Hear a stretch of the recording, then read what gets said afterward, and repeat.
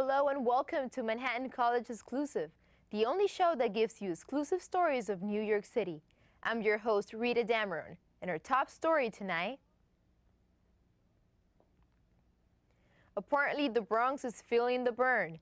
Bernie Sanders paid a visit to the South Bronx and St. Mary's Park on March 31st. He was greeted by thousands of supporters, including pretty well-known celebrities such as Rosario Dawson and Spike Lee. Sanders currently is trailing in the polls behind Hillary, but he wants American people to know he's not going down without a fight. In other news, being a student within itself is hard, but what if you were pursuing your dreams while being a full-time college student? Michael Janico is doing just that. And over the last, I would say, year and a half, I've been putting together a bunch of songs, six songs right now. Really like to make music, I would say, so that you can't really label it. You can't put a genre to it.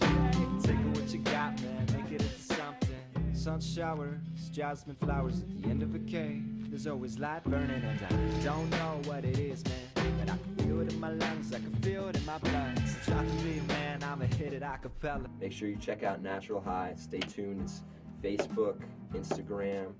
Don't have Twitter yet. SoundCloud. A lot of things are gonna be happening. You guys are really gonna like it. Something that you never really seen before. So stay tuned. And I'm Mike Janico. And now for Happenin NYC.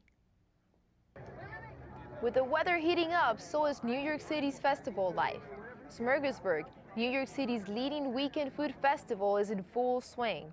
The food flea market has over 75 vendors from some of New York City's most diverse and interesting food connoisseurs. Smorgasburg is open Saturdays and Sundays from 11 a.m. to 6 p.m. throughout the summer. In transportation, MTA has announced that they will be shutting down the L train in the near future.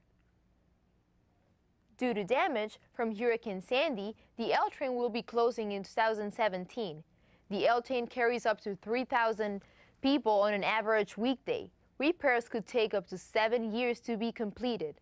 To compensate for the inconvenience, the MTA will consider closing parts of the line while construction progresses. In fashion, a senior at Manhattan College has taken the fashion industry by storm. I'm Matt Coyne, and I'm a fashion designer. For me, it began with music culture and looking at the idols I had in music culture and wanting to dress like them, but also wanting to make clothes like them and getting involved in that world of how you present yourself to the world. It just takes a lot of coordination. You can't be frivolous with your time. You have to commit and you have to, dedicate a certain amount of time to each thing and be really efficient. It was a lot about taking streetwear and menswear classics and then applying them to my aesthetic, which is minimal, it's dark, inspired by music and techno, and then filtering that through. So it was a lot of khakis and neutrals and then exploding those with these sort of acid prints of flowers and pictures I had taken with some disposable cameras on travels I had in Latin America.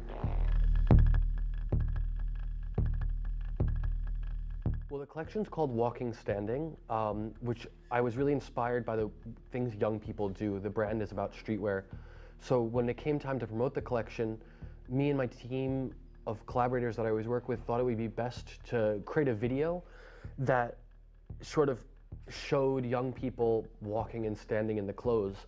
So what we did is we created an interior environment in an apartment and just had the models in the clothing and the different outfits in an environment that was my aesthetic, doing normal everyday things.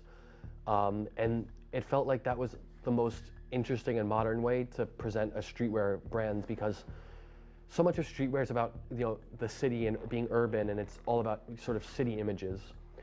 But after a while, you have to keep pushing it forward. So that just felt like the most natural way, is streetwear in the everyday life.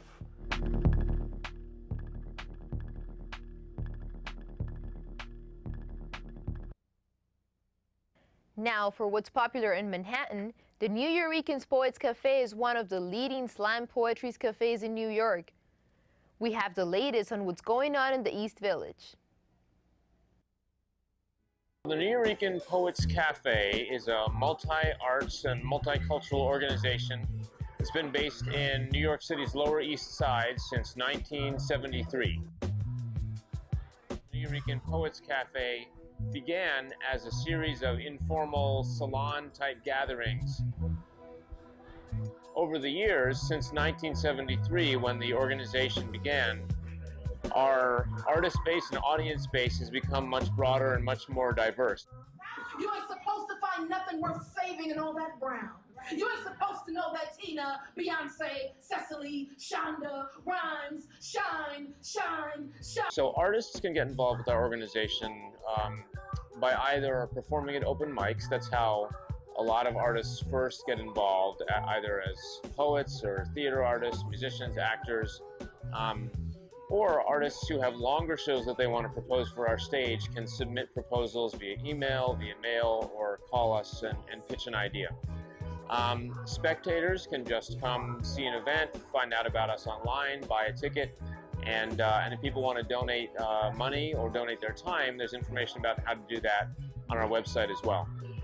Our website is www.nuyorican.org. That's NUYORICAN.org.